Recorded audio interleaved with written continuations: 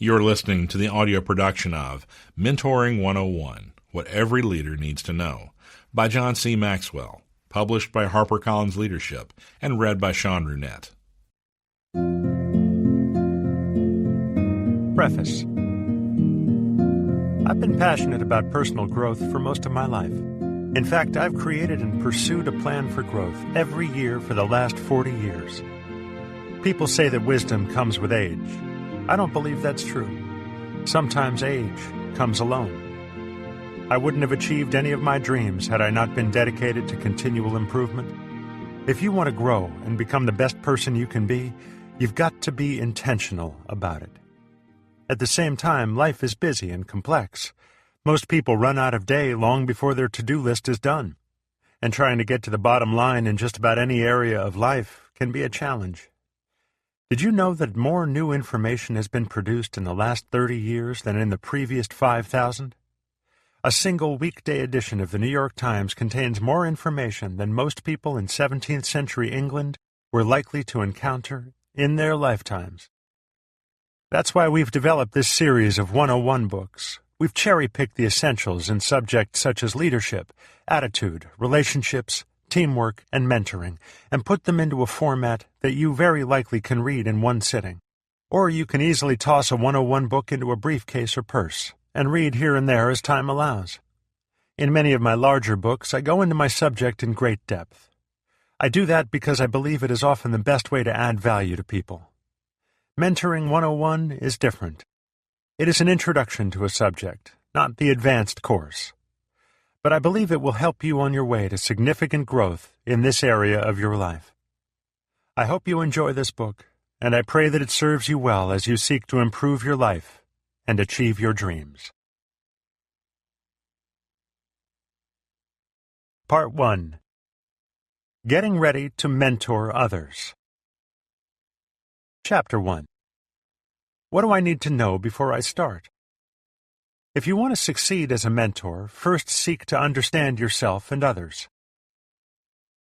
Most people who desire success focus almost entirely on themselves, not others, when they start to make the journey. They usually think in terms of what they can get, in position, power, prestige, money, and perks. But that's not the way to become truly successful. To do that, you have to give to others. As Douglas M. Lawson said, we exist temporarily through what we take, but we live forever through what we give. That's why it's so essential to focus on raising others to a higher level. And we can do that with people from every area of our lives, at work and home, in church and the clubhouse. That's evidently what Texas Representative Wright Patman did, according to a story told by Senator Paul Simon. He said that Patman died at age 82 while serving in the U.S. House of Representatives. At his funeral, an older woman who lived in his district was heard to have said, "He rose up mighty high, but he brung us all up with him." Why many people don't mentor others. If mentoring others is such a rewarding calling, why doesn't everyone do it? One reason is that it takes work, but there are also many others. Here are a few of the most common ones. Insecurity. Virginia Arcastle commented, "When people are made to feel secure and important and appreciated, it'll no longer be necessary for them to whittle down others in order to seem bigger in comparison." That's what insecure people tend to do, make themselves look better at others' expense. Truly successful people, on the other hand, raise others up, and they don't feel threatened by the thought of having others become more successful and move to a higher level. They are growing and striving for their potential. They aren't worried about having someone replace them. They're nothing like the executive who wrote a memo to the personnel director saying, "Search the organization for an alert, aggressive young man who could step into my shoes, and when you find him, fire him." Raising up others is a successful person's joy. Ego. Some people's egos are so huge that they have to be either the bride at the wedding or the corpse at the funeral. They think other people exist only to serve them in some way or another. Adolf Hitler was like that. According to Robert Waite, when Hitler was searching for a chauffeur, he interviewed 30 candidates for the job. He selected the shortest man in the group and kept him as his personal driver for the rest of his life. even though the man required special blocks under the driver's seat so that he could see over the steering wheel. Hitler used others to make himself appear bigger and better than he really was.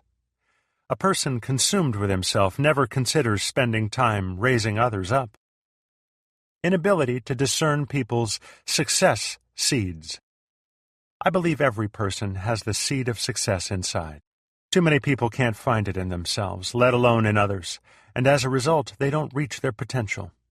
But many people do find that seed, and chances are you are one of those people.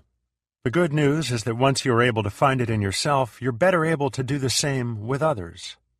When you do, it benefits both of you, because you and the person you help will be able to fulfill the purposes for which each was born. The ability to find another seed of success takes commitment, diligence, and a genuine desire to focus on others. You have to look at the person's gifts, temperament, passions, successes, joys, and opportunities. And once you find that seed, you need to fertilize it with encouragement and water it with opportunity. If you do, the person will blossom before your eyes. Wrong concept of success. True success is knowing your purpose, growing to reach your maximum potential, and sowing seeds to benefit others. The average person doesn't know that. He or she is scrambling to arrive at a destination or acquire more possessions than the next-door neighbors. Fred Smith said, "Some of us tend to think, I could have been a success, but I never had the opportunity. I wasn't born into the right family, or I didn't have the money to go to the best school." But when we measure success by the extent we're using what we've received, it eliminates that frustration. And one of the most vital aspects of how we're using what we received comes in the area of helping others. As Cullen Hightower remarked, a true measure of your worth includes all the benefits others have gained from your success. Lack of training. The final reason many people don't raise up the people around them is that they don't know how to do it. Mentoring others isn't something most people learn in school.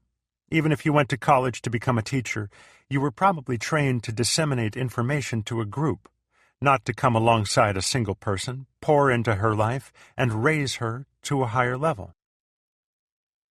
What you need to know as you start. Raising people to a higher level and helping them be successful involve more than giving them information or skills. If that were not the case, every new employee would go from trainee to success as soon as he understood how to do his job. Every child would be successful whenever she learned something new at school. But success doesn't automatically follow knowledge. The process is complicated because you're working with people. However, understanding some basic concepts about people opens the door to your ability to develop others. For example, remind yourself that everyone wants to feel worthwhile. Donald Laird said, "Always help people increase their own self-esteem. Develop your skill in making other people feel important. There is hardly a higher compliment you can pay an individual than helping him be useful and to find satisfaction from his usefulness." When a person doesn't feel good about himself, he will never believe he is successful, no matter what he accomplishes. But a person who feels worthwhile is ripe for success. Everyone needs and responds to encouragement. One of my favorite quotes comes from industrialist Charles Schwab, who said, "I have yet to find the man, however exalted his station, who did not do better work and put forth greater effort under a spirit of approval than under a spirit of criticism." If you desire to raise another person up, then you need to become one of her staunchest supporters. People can tell when you don't believe in them. People are naturally motivated. I found that people are naturally motivated. If you doubt that, just watch toddlers soon after they learn to walk. They're into everything. They have natural curiosity, and you can't get them to stay still. I believe that innate sense of motivation continues to exist in adults. But for too many people it has been beaten down by lack of support, busyness, stress, bad attitudes, lack of appreciation, scarce resources, poor training, or faulty communication. To get people excited about growing to their potential, you need to re-motivate them. Once you help them overcome the old things that knocked them down, they often motivate themselves. People buy into the person before buying into their leadership. Many unsuccessful people who try to lead others have the mistaken belief that people will follow them because their cause is good. But that's not the way leadership works. People will follow you only when they believe in you. That principle applies even when you're offering to develop other people and raise them to a higher level. The more you understand people, the greater your chance of success in mentoring. And if you have highly developed people skills and genuinely care about others, the process will probably come to you naturally.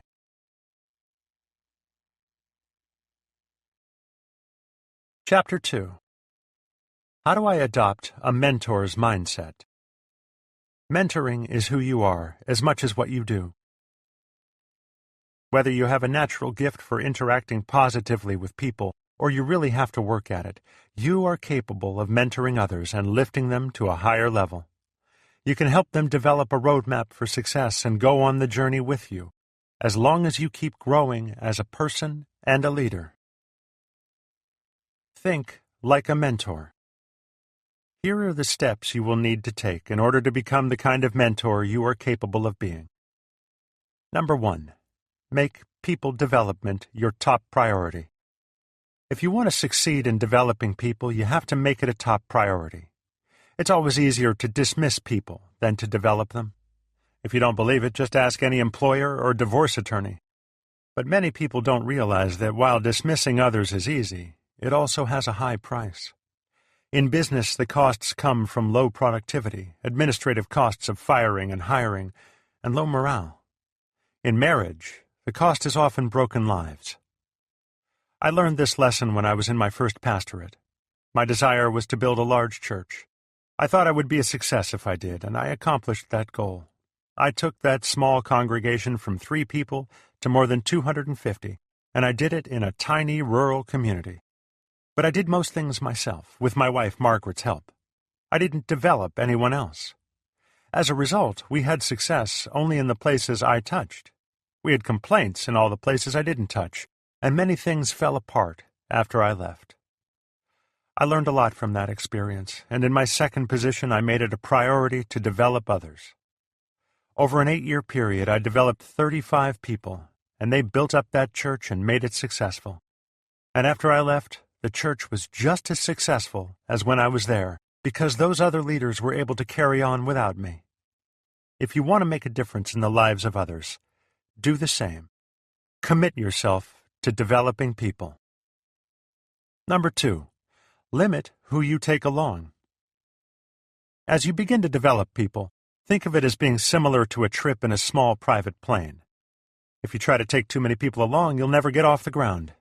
Besides, your time is limited. When I teach leadership seminars, I always teach what's known as the Pareto 80-20 principle. In a nutshell, it says that if you focus your attention on the top 20% in anything you do, you will get an 80% return. In the case of developing people, you should spend 80% of your time developing only the top 20% of the people around you. That would include the most important people in your life, such as your family, and the people who have the most potential. If you try to mentor and develop more people than that, you're going to be spreading yourself too thin. Number 3. Develop relationships before starting out. The best leaders understand the important role of relationships when it comes to success. For example, Lee Iacocca once asked legendary Green Bay Packers coach Vince Lombardi what it took to make a winning team. Here's how Lombardi answered. There are a lot of coaches with good ball clubs who know the fundamentals and have plenty of discipline, but still don't win the game. Then you come to the third ingredient. If you're going to play together as a team, you've got to care for one another. You've got to love each other. Each player has to be thinking about the next guy and saying to himself, if I don't block that man, Paul is going to get his legs broken. I have to do my job well in order that he can do his. The difference between mediocrity and greatness is the feeling these guys have for each other. That concept doesn't apply only to football. It also applies to individuals traveling together for a season as mentor and mentee. If the personal relationships aren't there first, people won't travel far together. As you prepare to develop other people, take time to get to know each other. Ask them to share their story with you, their journey so far. Find out what makes them tick, their strengths and weaknesses, their temperaments, and spend some time with them outside the environment where you typically see them. If you work together, then play sports together.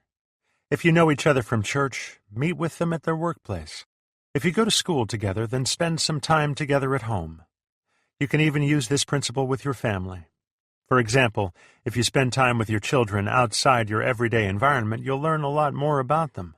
It will develop your relationship in ways it hasn't before, and it will help you grow.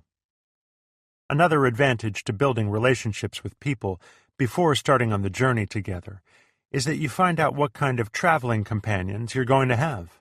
As you bring others alongside you for the success journey, pick people you expect to like. Then get to know them to verify your choice. It's the best way to be effective and enjoy the trip. Number 4, give help unconditionally. When you start developing people, you should never go into it with the idea of getting something out of it. That attitude will almost certainly backfire on you. If you expect to get something in return and you don't, you will become bitter. And if you get back less than you expect, you'll resent the time you spent. No, you have to go into the process expecting nothing but personal satisfaction. Give for the sake of giving, just for the joy of seeing another person learn to fly. When you approach it that way, your attitude will always remain positive.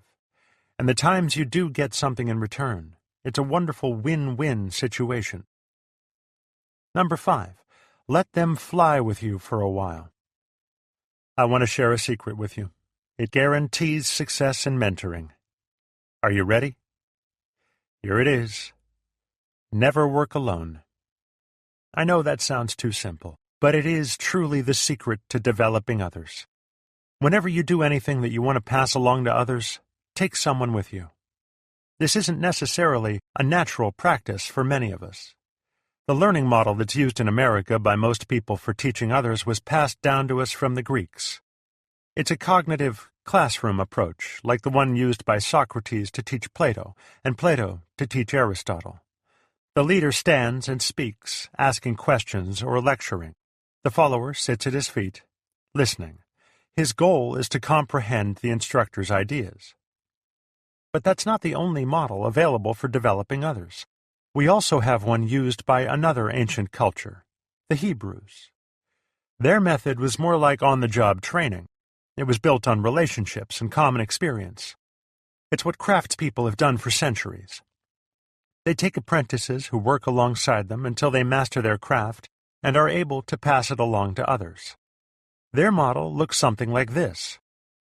I do it. First, I learn to do the job. I have to understand the why as well as the how, and I try to perfect my craft. I do it, and you watch. I demonstrate it while you observe, and during the process I explain what I'm doing and why. You do it, and I watch.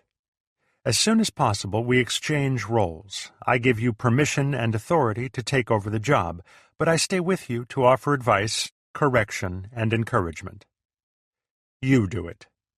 Once you're proficient, I step back and let you work alone. The learner is drawn up to a higher level, and as soon as he is on that higher level, the teacher is free to move on to higher things. In all the years I've been equipping and developing others, I've never found a better way to do it than this. And for a long time, whenever I got ready to perform one of my duties, I made it a practice to take along the person I wanted to equip for the task. Before we did it, we talked about what was going to happen, and afterward we'd discuss what we did. Maybe you've already done this with people. If you haven't, try it, because it really works.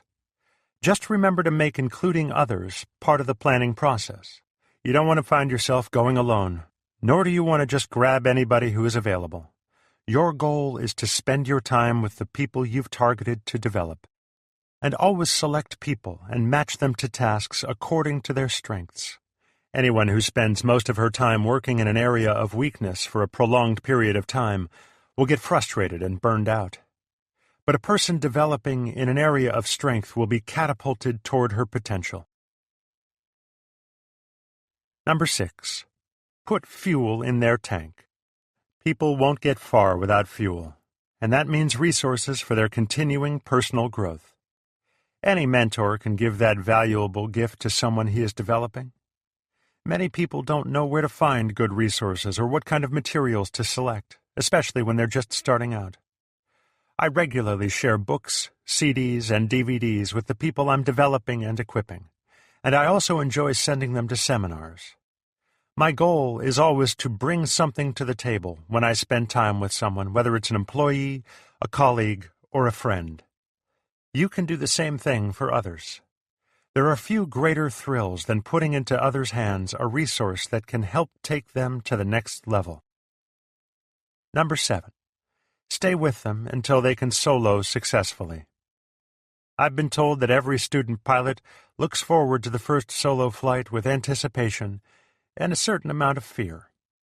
But a good flight instructor wouldn't allow a student to take that solo flight until he is ready, nor would he let a student avoid her solo once she is ready. I guess you could say that's the difference between a true mentor and a wannabe.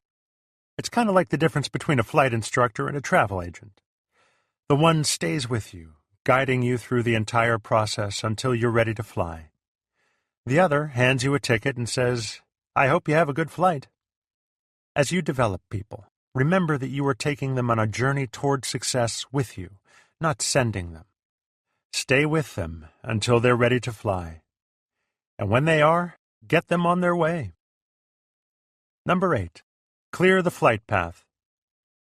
Even after teaching people to fly, providing them with fuel, and giving them permission to take the controls, some mentors don't take the last step required to make their people successful.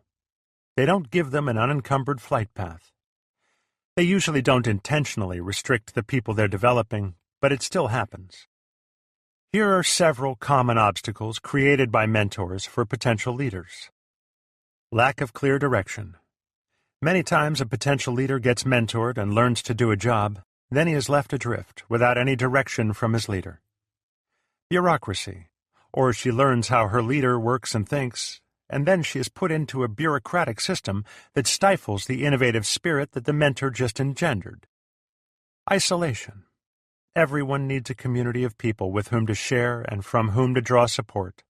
Often, if the mentor doesn't provide it, the new leader won't have it. Busy work. Work with no perceived value demoralizes and demotivates people. Poor or dishonest communication. An agenda that isn't communicated honestly to the person being developed hinders the relationship and confuses the potential leader. Once you begin to develop others, check to see that you're not leaving obstacles in their path. Give them clear direction, positive support, and the freedom to fly. What you do can make the difference between their failure and success. And when they succeed, so do you. Number 9. Help them repeat the process.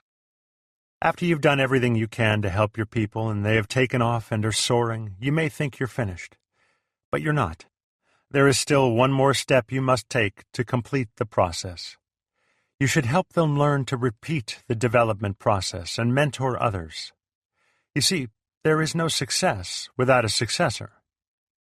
A great joy in my life has been to see how leaders I've developed and equipped have turned around and repeated the process with others.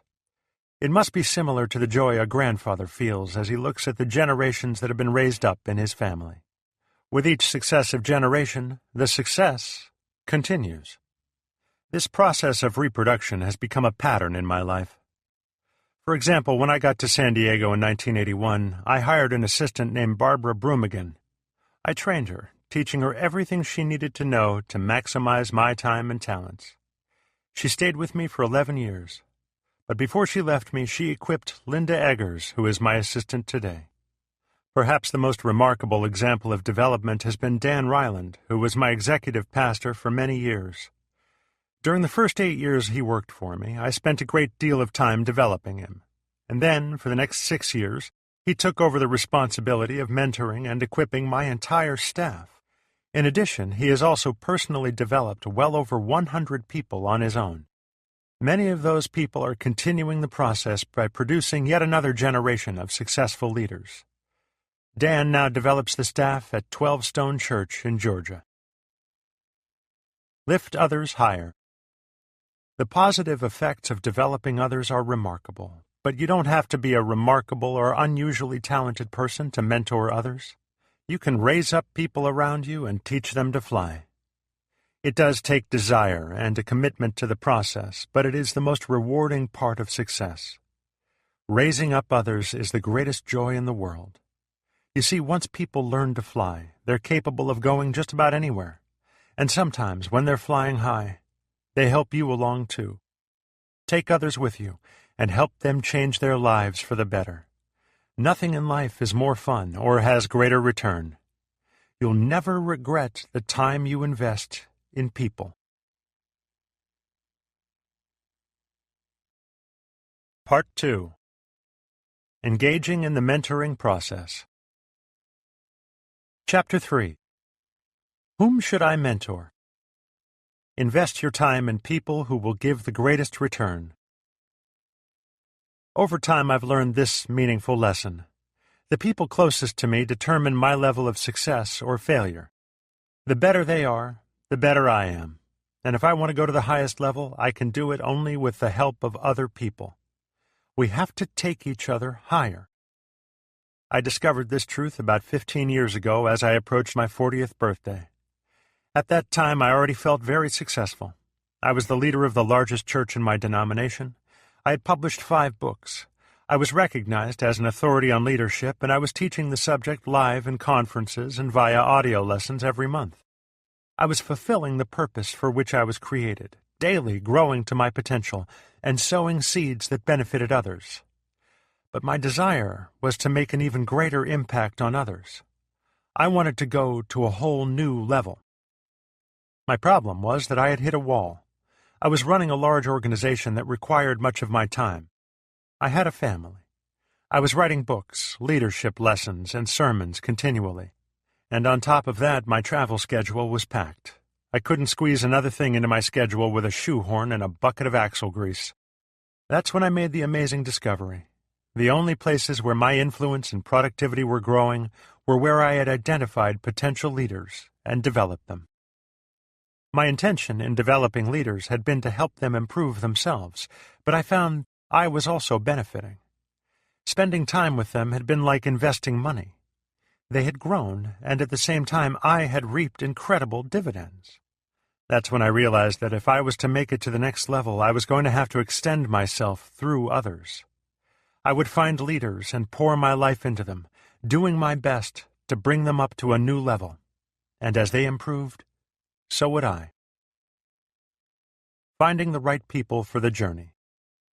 Over the years, I've narrowed down what I look for in a potential leader that I want to mentor to only 10 things, and I want to share them with you. Here they are in order of importance. The people I want to mentor: number 1, make things happen. Millionaire philanthropist Andrew Carnegie said, "As I grow older, I pay less attention to what men say. I just watch what they do." I've found that to be sound advice.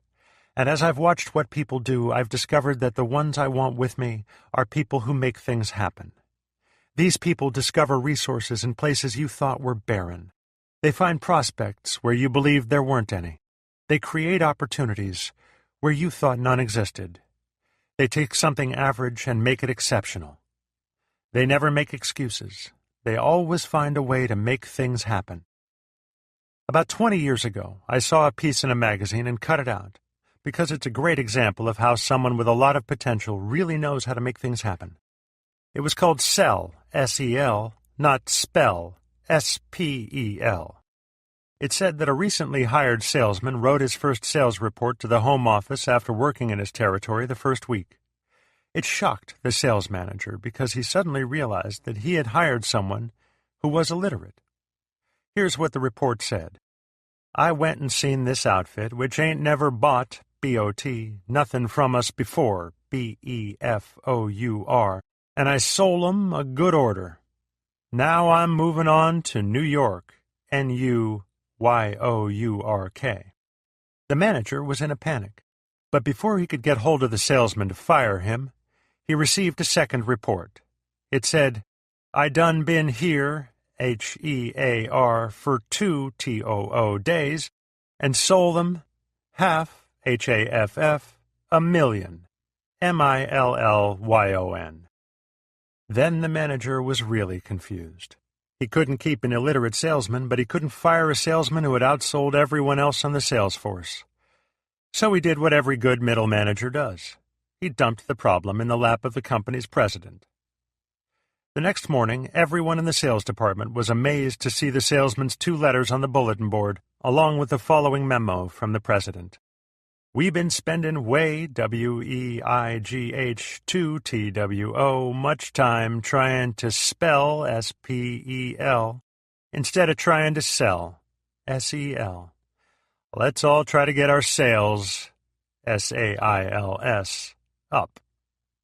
Read, REED, these 2 TOO letters from our, HOUR, best salesman. He's doing a great GRATE job, and all you should, SHUD, go out and do like he done." Even under the worst of circumstances, or with major disabilities, people with potential make things happen. Dr. George W. Crane observed, "There is no future in any job. The future lies in the person who holds the job." If you want to go far on the success journey, partner with others who know how to make things happen. Number 2. See and seize opportunities. Many people are able to recognize an opportunity after it has already passed them by, but seeing opportunities coming, that's a different matter. Opportunities are seldom labeled. That's why you have to learn what they look like and how to seize them. The best people to mentor don't sit back and wait for opportunities to come to them. They make it their responsibility to go out and find them. It's similar to the 2 ways you can go about picking up someone you don't know from the airport. One way is to make a sign with the name of the person you're expecting, stand near the baggage claim area, hold up the sign, and wait for the person to find you. If he sees you, great. If he doesn't, you keep waiting. The other way is to find out what the person looks like, position yourself strategically near the right gate, and wait for him until you find him. There is a world of difference between the 2 approaches. Ellen Metcalf said, "I would like to amend the idea of being in the right place at the right time. There are many people who were in the right place but didn't know it. You have to recognize when the right place and the right time fuse and take advantage of that opportunity. There are plenty of opportunities out there. You can't sit back and wait." Good potential leaders know that, and they don't rely on luck either. According to Walter P. Chrysler, founder of the automotive corporation that bears his name, the reason so many people never get anywhere in life is because when opportunity knocks, they are out in the backyard looking for 4-leaf clovers. Ask yourself, of the people around you, who always seems able to recognize opportunities and grab hold of them?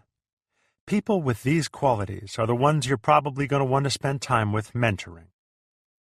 Number 3. Influence others. Everything rises and falls on leadership. That's true because a person's ability to make things happen in and through others depends entirely on her ability to lead them.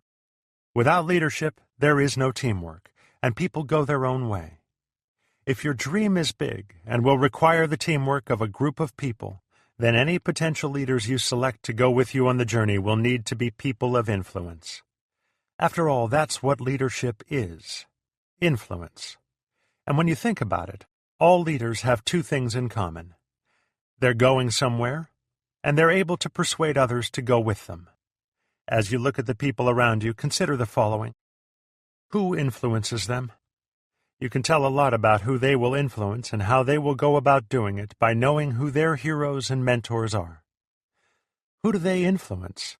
You'll be able to judge their current level of leadership effectiveness by who they influence. Is their influence increasing or decreasing? You can tell whether a person is a past leader or a potential leader by examining which direction the level of influence is going. To be a good judge of potential leaders, don't just see the person. See all the people that person influences. The greater the influence, the greater the leadership potential and the ability to get others to work together. Number 4. Add value. Every person around you has an effect on you and your ability to fulfill your vision. You've probably noticed this before. Some people seem to hinder you, always taking more from you than they give in return. Others add value to you, improving everything you do. When they come alongside you, synergy develops that takes both of you to a new level. Lots of wonderful people have added value to me through the years. Many of them have made it their main goal in life to help me. They complement my weaknesses and encourage my strengths. Their presence with me on the journey actually expands my vision. Alone, maybe I could have achieved some success, but they have truly made me much better than I could have been without them. And in response, I have always given them my best, trusted them implicitly, given them opportunities to make a difference, and added value to their lives. There are probably people in your life with whom you experience synergy. You can inspire and take each other to higher levels. Can you think of anybody better to take on the success journey? Not only would they help you go far, but they would make the journey of your life more fun. Number 5. Attract other leaders. As you look for potential leaders to develop, you need to realize that there are really two kinds of leaders: those who attract followers and those who attract other leaders. People who attract and team up only with followers will never be able to do anything beyond what they can personally touch or supervise. For each person they interact with, they're influencing only one person, a follower. But people who attract leaders influence many other people through their interaction. Their team can be incredible, especially if the leaders they recruit also attract other leaders. Besides the obvious factors of influence, there are other significant differences between people who attract followers and people who attract leaders. Here are a few. Leaders who attract followers need to be needed. Leaders who attract leaders want to be succeeded. Leaders who attract followers want recognition. Leaders who attract leaders want to reproduce themselves. Leaders who attract followers focus on others' weaknesses. Leaders who attract leaders focus on others' strengths. Leaders who attract followers want to hold on to power. Leaders who attract leaders want to share power. Leaders who attract followers spend their time with others. Leaders who attract leaders invest their time in others. Leaders who attract followers are good leaders. Leaders who attract leaders are great leaders. Leaders who attract followers experience some success. Leaders who attract leaders experience incredible success. As you look for people to join you on the journey toward success, look for leaders who attract other leaders. They will be able to multiply your success. But also know this: in the long run, you can only lead people whose leadership ability is less than or equal to your own. To keep attracting better and better leaders, you will have to keep developing your leadership ability. In that way, you and your team will continue growing not only in potential, but also in effectiveness. Number 6. Equip others. It's one thing to attract other people to you and have them join you as you journey toward success. It's another to equip them with a roadmap for the trip. The best people always give others more than an invitation. They provide the means to get them there. Think about this as you search for potential leaders. A person with charisma alone can draw others to her, yet she may not be able to persuade them to join her in pursuit of a dream. However, a leader who is an equipper can empower an army of successful people capable of going anywhere and accomplishing almost anything. As Harvey Firestone said, "It is only as we develop others that we permanently succeed." Provide inspiring ideas. 19th century author-playwright Victor Hugo observed, "There's nothing more powerful than an idea whose time has come." Ideas are the greatest resource a successful person could ever have, and when you surround yourself with creative people, you're never at a loss for inspiring ideas. If you and the people around you continually generate good ideas, all of you have a better opportunity to reach your potential. According to Art Cornwell, author of Freeing the Corporate Mind: How to Spur Innovation in Business, creative thinking is what generates ideas. And the better you understand how to generate ideas, the better off you'll be. He suggests, the only truly bad ideas are those that die without giving rise to other ideas. If you want good ideas, you need a lot of ideas. It doesn't matter if it ain't broke, it probably still can use fixing. Great ideas are nothing more than the restructuring of what you already know. When all your ideas are added together, the sum should represent your breakthrough. You are capable of generating good ideas, probably better able than you think. But you can never have too many ideas. That would be like saying you have too much money or too many resources when you're working on a project. That's why you would do well to get people around you who will continue to inspire you with their ideas. And when you find someone with whom you have natural chemistry, the kind that inspires each of you to greatness, you'll find that you always have more ideas than time to carry them out. Number 8. Possess uncommonly positive attitudes. A good attitude is important for success. It often determines how far you will be able to go. But don't underestimate the importance of a positive attitude in the people around you either. When you travel with others, you can only go as fast as the slowest person and as far as the weakest one can travel. Having people around you with negative attitudes is like running a race with a ball and chain on your ankle. You may be able to run for a while, but you're going to get tired fast, and you certainly won't be able to run as far as you'd like. Number 9. Live up to their commitments. It's been said that commitment is another name for success, and that's really true. Newsman Walter Cronkite declared, "I can't imagine a person becoming a success who doesn't give this game of life everything he's got." Commitment takes a person to a whole new level when it comes to success. Look at the advantages of commitment as described by motivational speaker Joe Griffith. You cannot keep a committed person from success. Place stumbling blocks in his way, and he takes them for stepping stones, and on them he will climb to greatness.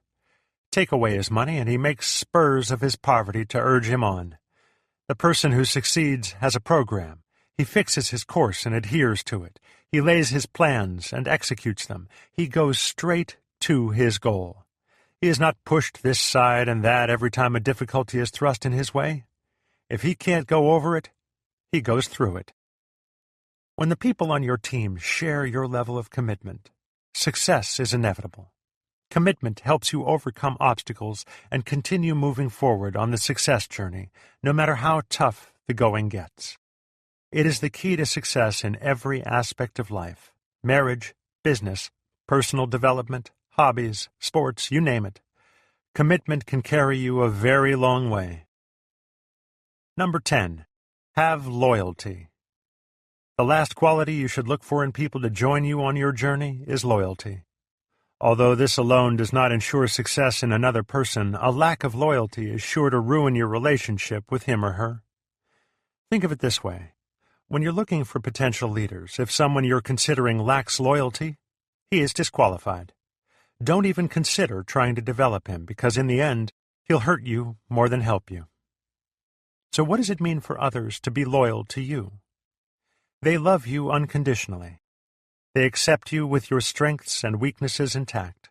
They genuinely care for you, not just what you can do for them. And they are neither trying to make you into someone you're not, nor putting you on a pedestal.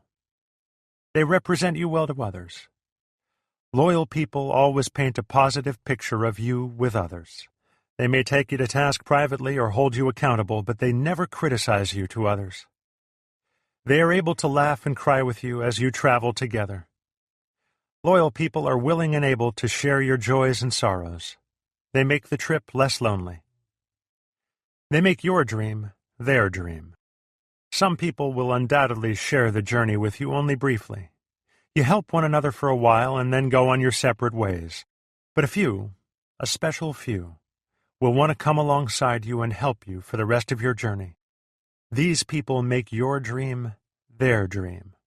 They will be loyal unto death, and when they combine that loyalty with other talents and abilities, they can be some of your most valuable assets. If you find people like that, take good care of them. The funny thing about loyalty is that the more successful you are, the more of an issue it becomes. Pass it on. I've been very fortunate as I've traveled through life. Not only have I had wonderful people come alongside me and take the journey with me, but I've also had others take me along when I couldn't make it on my own. And that's what life is all about. people helping people and adding value to others. As you pick people to mentor, focus on people who will not only make the most of what you give and help you. Pick people who will pass it on. Mentoring is meant to be shared.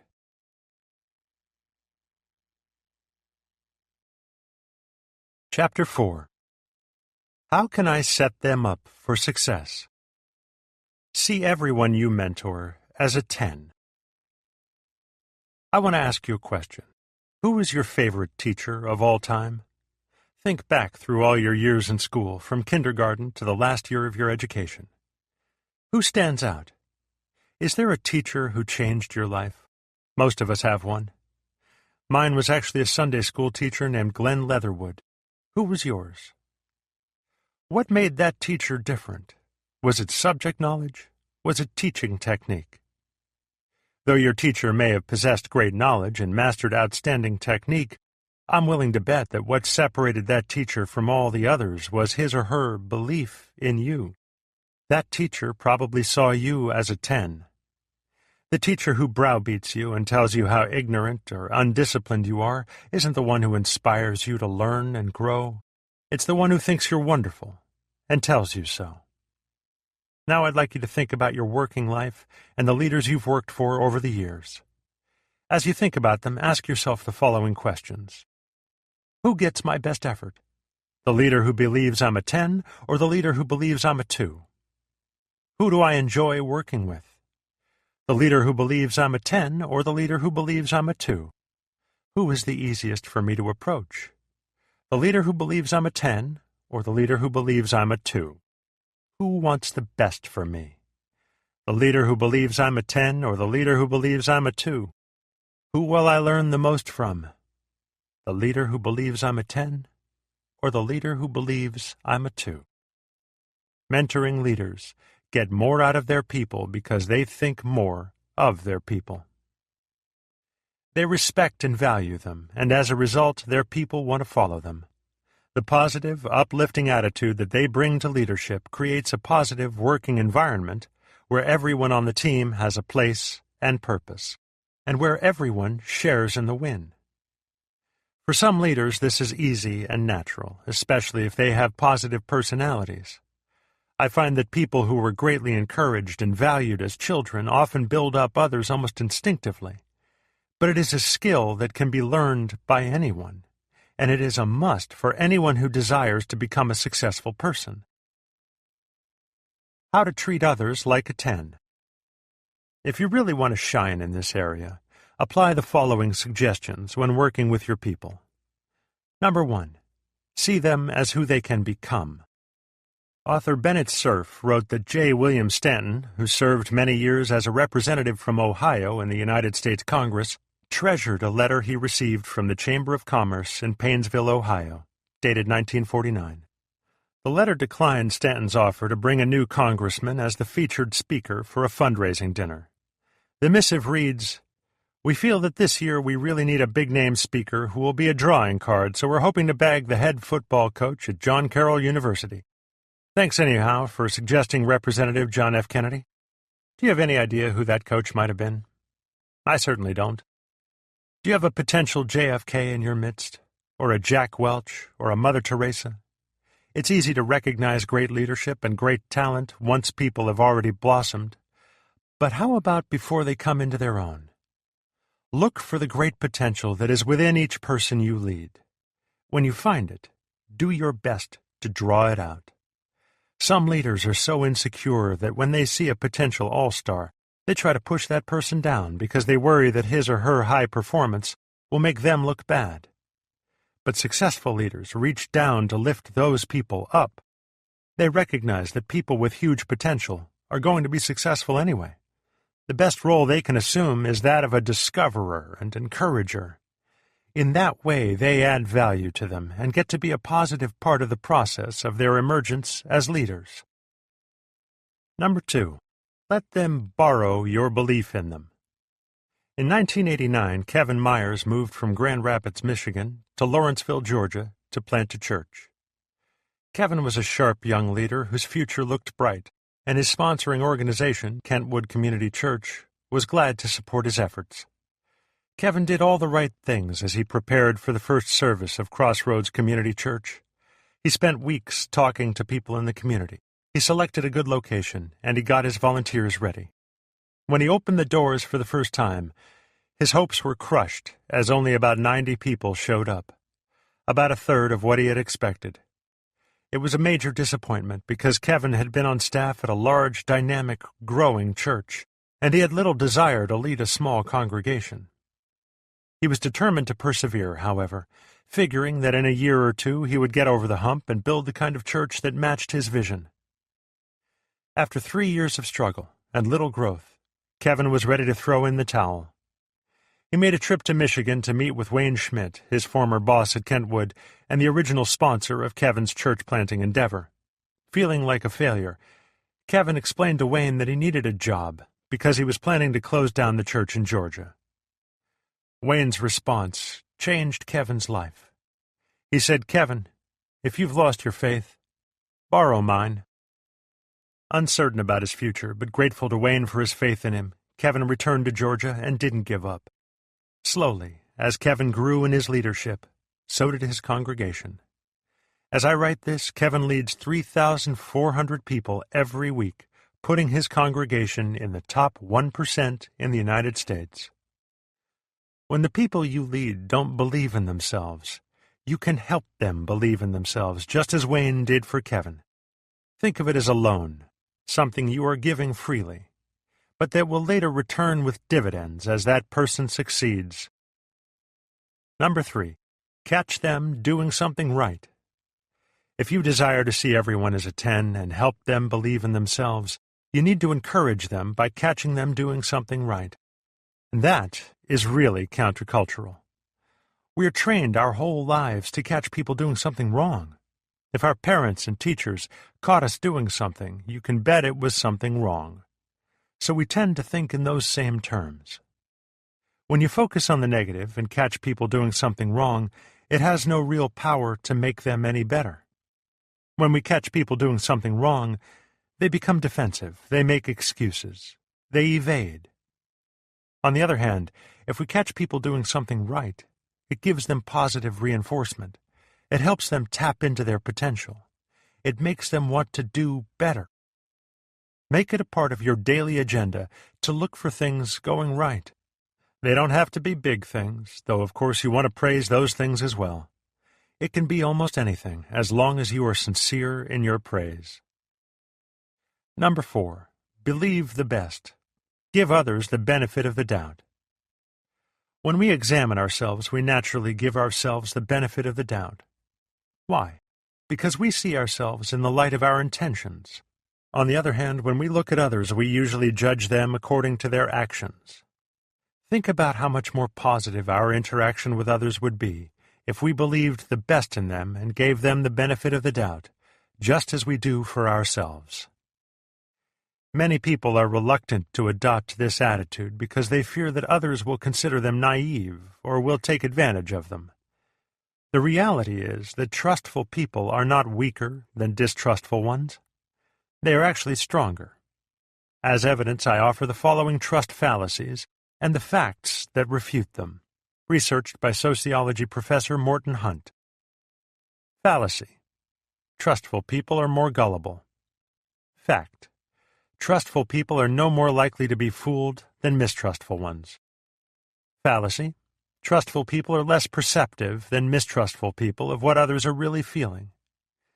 Fact: people who scored high on trust are actually better than others at reading people. Fallacy: people with a poor opinion of themselves are more trustful than people with a good opinion of themselves. Fact: the opposite is true. People with high self-esteem are more willing to take emotional risks. Fallacy: stupid people are trustful, smart people are mistrustful. Fact: people with high aptitude or scholastic scores are no more mistrustful or skeptical than people judged to be less intelligent. Fallacy: trustful people rely on others to direct their lives for them. Mistrustful people rely on themselves. Fact: the opposite is true. people who feel controlled by outside persons and forces are more mistrustful, while those who feel in charge of their lives are more trustful. Fallacy. Trustful people are no more trustworthy than mistrustful people. Fact. Mistrustful people are less trustworthy. Research validates what the ancient Greeks used to say: he who mistrusts most should be trusted least. I'm not saying that you should become like an ostrich and stick your head in the sand. All I'm suggesting is that you give others the same consideration you give yourself. It's not a lot to ask, and the dividends it will pay you relationally can be huge. Number 5. Realize that 10 has many definitions. What does it mean to be a 10? When you started reading this chapter and I suggested that you see everyone as a 10, did a certain image of a 10 come to mind? And did you immediately start comparing the people who work for you to that image and find them coming up short? I wouldn't be surprised if that were the case, because I think most of us have a pretty narrow view of what constitutes a 10. When it comes to improving in skills, I believe that most people cannot increase their ability beyond about 2 points on a scale of 1 to 10. So, for example, if you were born a 4 when it comes to math, no matter how hard you work at it, you will probably never become better than a 6. But here's the good news. Everybody is exceptional at something, and a 10 doesn't always look the same. In their book, Now Discover Your Strengths, Free Press, 2001, Marcus Buckingham and Donald O. Clifton identify 34 areas of strength that they believe people exhibit. Anything from responsibility to woo, the ability to win over others. And the authors assert that everyone has at least one skill they can perform better than the next 10,000 others. That means they believe everyone can be a 10 in some area. You can always focus on that area when encouraging one of your employees. But let's say you employ someone who does not have any skill that is a 10 or could be developed into a 10.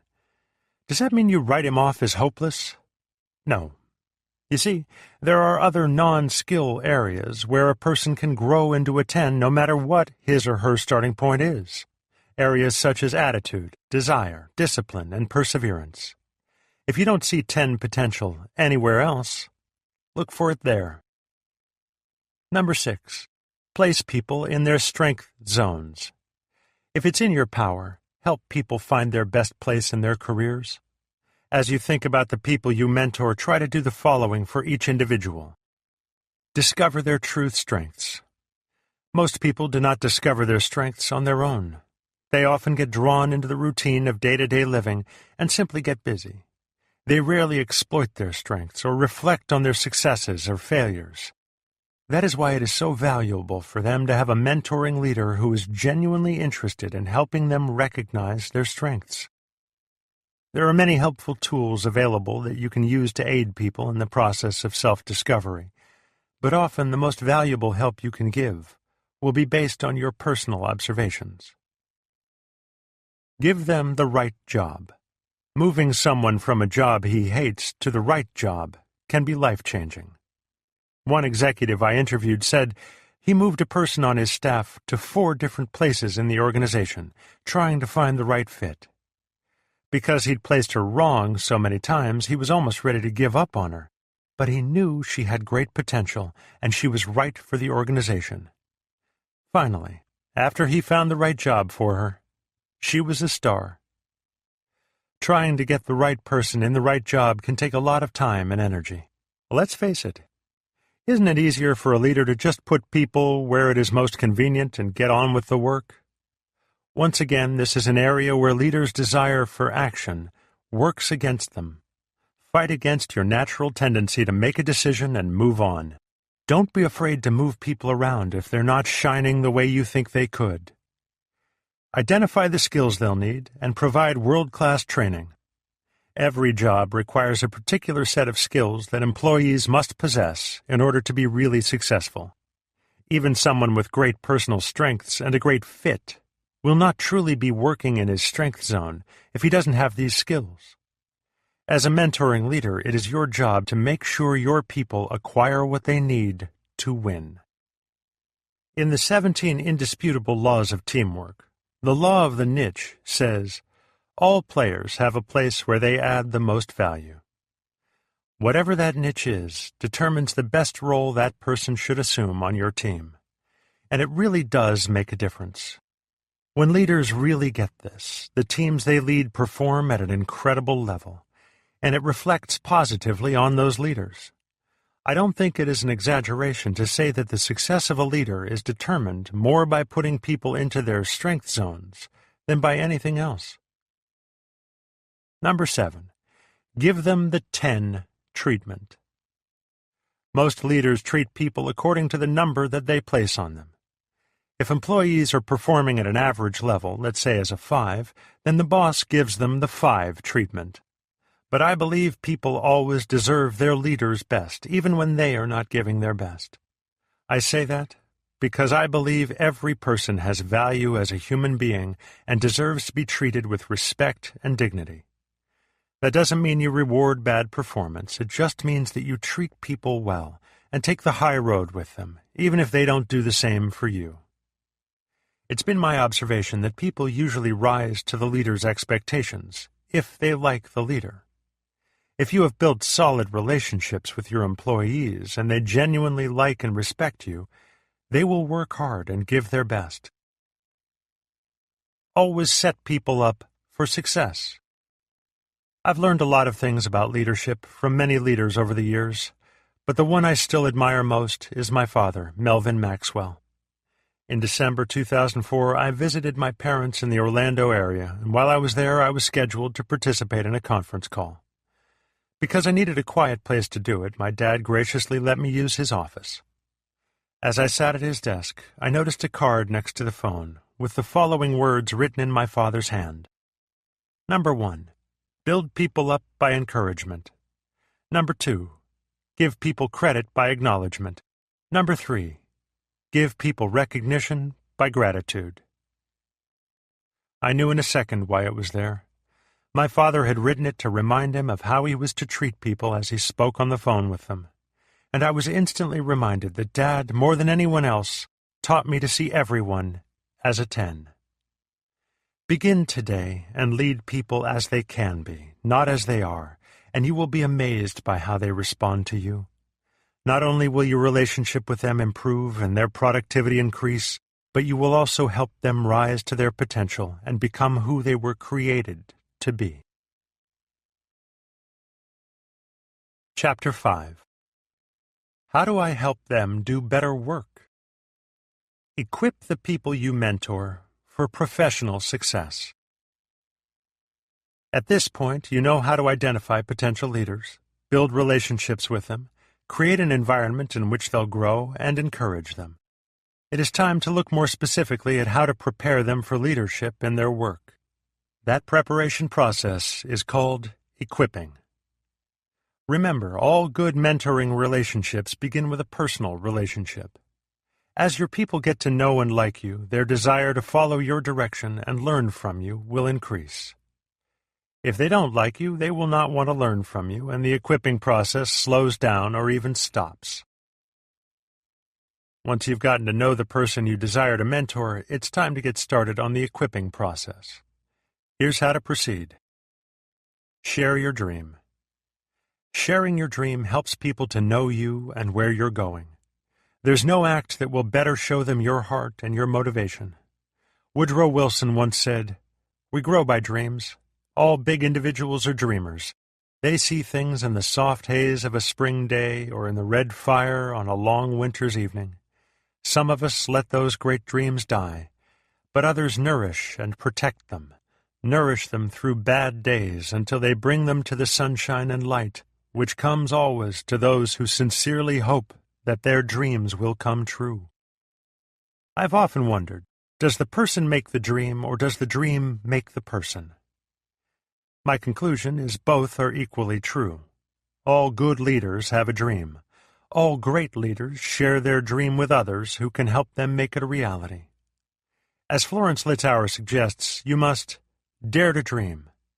Have the desire to do something bigger than yourself. Prepare the dream. Do your homework. Be ready when the opportunity comes. Wear the dream. Do it. Share the dream.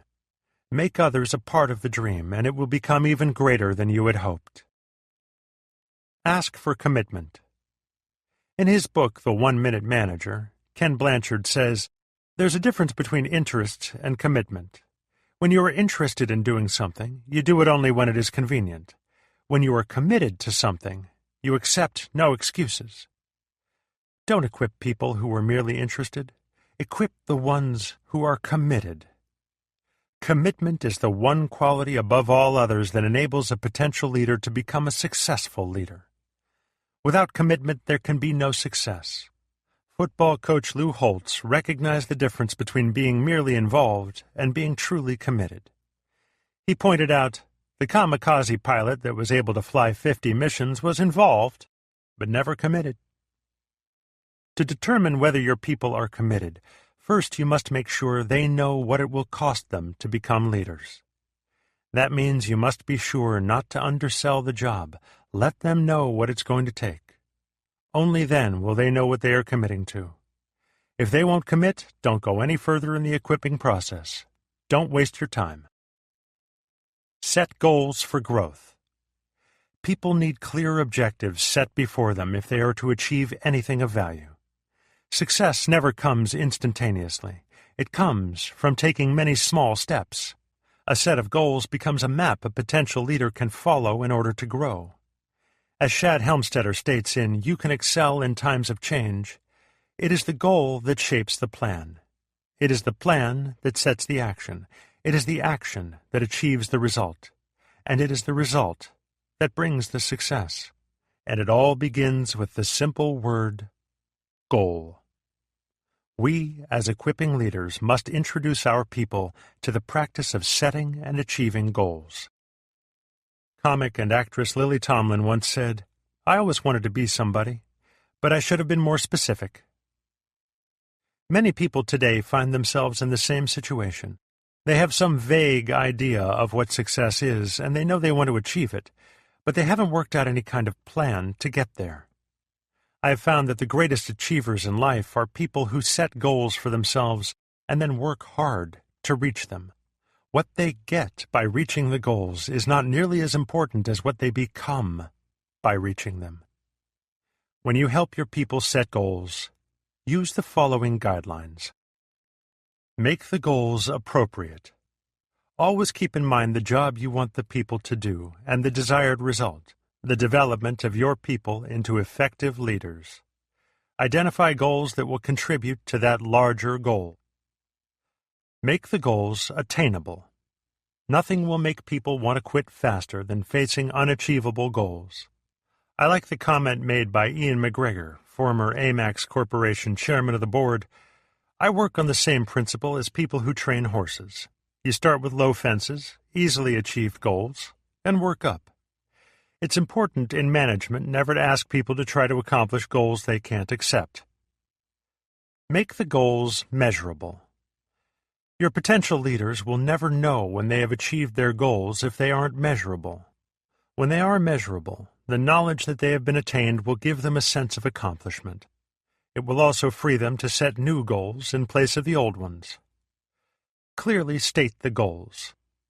When goals have no clear focus, neither will the actions of the people trying to achieve them. Make the goals require a stretch. As I mentioned before, goals have to be achievable. On the other hand, when goals don't require a stretch, the people achieving them won't grow. The leader must know his people well enough to identify attainable goals that require a stretch. Put the goals in writing. When people write down their goals, it makes them more accountable for those goals.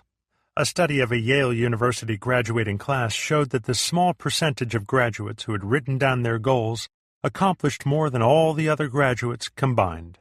Putting goals in writing works. It is also important to encourage your potential leaders to review their goals and progress frequently. Ben Franklin set aside time every day to review 2 questions. In the morning he asked himself, "What good shall I do today?" In the evening he asked, "What good have I done today?" Communicate the fundamentals. For people to be productive and satisfied professionally, they have to know what their fundamental responsibilities are. It sounds so simple, but Peter Drucker says one of the critical problems in the workplace today is that there is a lack of understanding between the employer and employee as to what the employee is to do. Often employees are made to feel they are vaguely responsible for everything. It paralyzes them. Instead, we need to make clear to them what they are and are not responsible for. Then they will be able to focus their efforts on what we want, and they will succeed. Look at how a basketball team works. Each of the 5 players has a particular job. There is a shooting guard whose job is to score points. The other guard is a point guard. His job is to pass the ball to people who can score. Another player is a power forward who is expected to get rebounds. The small forward's job is to score. The center is supposed to rebound, block shots, and score. Each person on the team knows what his job is, what his unique contribution to the team must be. When each concentrates on his particular responsibilities, the team can win.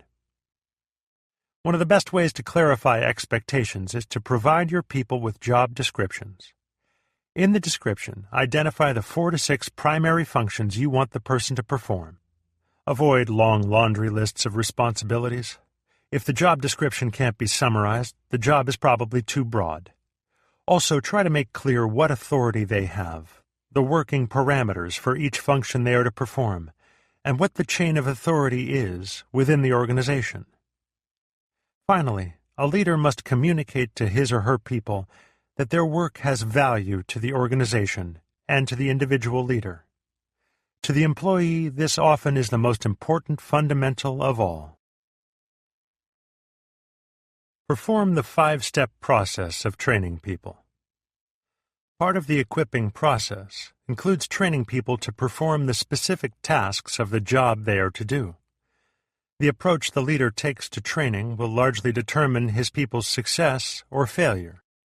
If he takes a dry academic approach, the potential leaders will remember little of what's taught. If he simply throws the people into the job without any direction, they will likely feel overwhelmed and unsure of what to do. The best type of training takes advantage of the way people learn. Researchers tell us that we remember 10% of what we hear, 50% of what we see, 70% of what we say, and 90% of what we hear, see, say, and do. Knowing that, we have to develop an approach to how we will train. I have found the best training method to be a 5-step process. Step 1. I model. The process begins with my doing the task while the person being trained watches. When I do this, I try to give the person an opportunity to see me go through the whole process. Too often when leaders train, they begin in the middle of the task and confuse the people they're trying to teach. When people see the task performed correctly and completely, it gives them something to try to duplicate. Step 2. I mentor. During this next step, I continue to perform the task, but this time the person I'm training comes alongside me and assists in the process. I also take the time to explain not only the how, but also the why of each step. Step 3. I monitor. We exchange places this time. The trainee performs the task and I assist and correct. It's especially important during this phase to be positive and encouraging to the trainee. It keeps him trying, and it makes him want to improve rather than give up. Work with him until he develops consistency. Once he's gotten down the process, ask him to explain it to you. It will help him to understand and remember. Step 4. I motivate. I take myself out of the task at this point and let the trainee go. My task is to make sure he knows how to do it without help and to keep encouraging him so he will continue to improve. It is important for me to stay with him until he senses success. It's a great motivator. At this time, the trainee may want to make improvements to the process. Encourage him to do it, and at the same time, learn from him. Step 5. I multiply. This is my favorite part of the whole process. Once the new leaders do the job well, it becomes their turn to teach others how to do it. As teachers know, the best way to learn something is to teach it. And the beauty of this is it frees me to do other important developmental tasks while others carry on the training. Give the big three. All the training in the world will provide limited success if you don't turn your people loose to do the job. I believe that if I get the best people, give them my vision, train them in the basics, and then let go, I will get a high return from them. As General George S. Patton once remarked, never tell people how to do things. Tell them what to do, and they will surprise you with their ingenuity. You can't turn people loose without structure, but you also want to give them enough freedom to be creative. The way to do that is to give them the big three: responsibility, authority, and accountability. For some people, responsibility is the easiest of the three to give. We all want the people around us to be responsible. We know how important it is. As author-editor Michael Korda said, success on any major scale requires you to accept responsibility.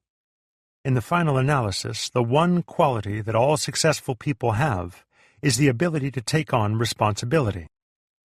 What is more important for some leaders is allowing their people to keep the responsibility after it's been given. Poor managers want to control every detail of their people's work. When that happens, the potential leaders who work for them become frustrated and don't develop. Rather than desiring more responsibility, they become indifferent or avoid responsibility altogether. If you want your people to take responsibility, truly give it to them. With responsibility must go authority. Progress does not come unless they are given together. Winston Churchill, while addressing the House of Commons during the Second World War, said, "I am your servant. You have the right to dismiss me when you please. What you have no right to do is ask me to bear responsibility without the power of action." When responsibility and authority come together, people become genuinely empowered. There's an important aspect of authority that needs to be noted. When we first give authority to new leaders, we are actually giving them permission to have authority rather than giving them authority itself. True authority has to be earned. Leaders must earn authority with each new group of people. However, I have found that once leaders have gained authority on a particular level, it takes very little time for them to establish that level of authority with another group of people. The higher the level of authority, the more quickly it happens. Once responsibility and authority have been given to people, they are empowered to make things happen. But we also have to be sure they are making the right things happen. That's where accountability comes into the picture. True responsibility on the part of new leaders includes a willingness to be held accountable. If we are providing them the right climate, our people will not fear accountability. They will admit mistakes and see them as part of the learning process. The leader's part of accountability involves taking the time to review the new leader's work and give honest, constructive criticism. It is crucial that the leader be supportive but honest. It's been said that when Harry Truman was thrust into the presidency upon the death of President Franklin D. Roosevelt, Speaker of the House Sam Rayburn gave him some fatherly advice. From here on out, you're going to have lots of people around you. They'll try to put a wall around you and cut you off from any ideas but theirs. They'll tell you what a great man you are, Harry, but you and I both know you ain't. Rayburn was holding President Truman accountable. Check on them systematically. I believe in touching base with people frequently. I like to give mini evaluations all the time. Leaders who wait to give feedback only during annual formal evaluations are asking for trouble. People need the encouragement of being told they're doing well on a regular basis. They also need to hear as soon as possible when they are not doing well. It prevents a lot of problems with the organization, and it improves the leader. How often I check on people is determined by a number of factors. The importance of the task. When something is critical to the success of the organization, I touch base often. The demands of the work. I find that if the work is very demanding, the person performing it needs encouragement more often. He may also need questions answered or need help solving difficult problems. Occasionally, when the job is really tough, I tell the person to take a break. Demanding work can lead a person to burnout. The newness of the work. Some leaders have no problem tackling a new task, no matter how different it is from previous work. Others have great difficulty adapting. I check often on the people who are less flexible or creative. The newness of the worker. I want to give new leaders every possible chance to succeed, so I check on newer people more often. That way I can help them anticipate problems and make sure that they have a series of successes. By that, they gain confidence. The responsibility of the worker.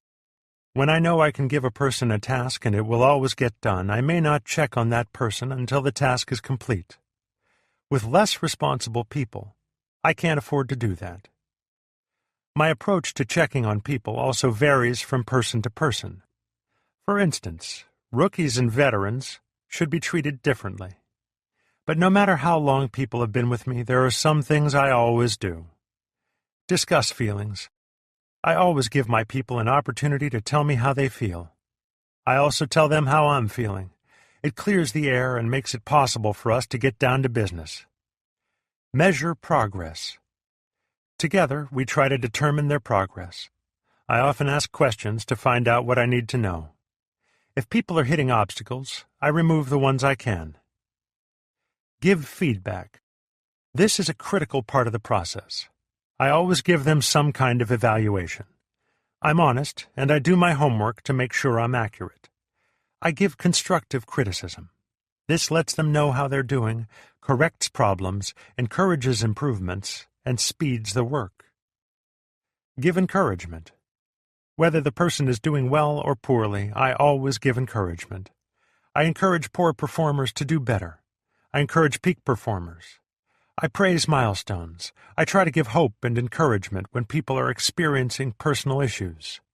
Encouragement keeps people going. Conduct periodic equipping meetings. Even after you've completed most of your people's training and are preparing to take them into their next growth phase, development, continue to conduct periodic equipping meetings.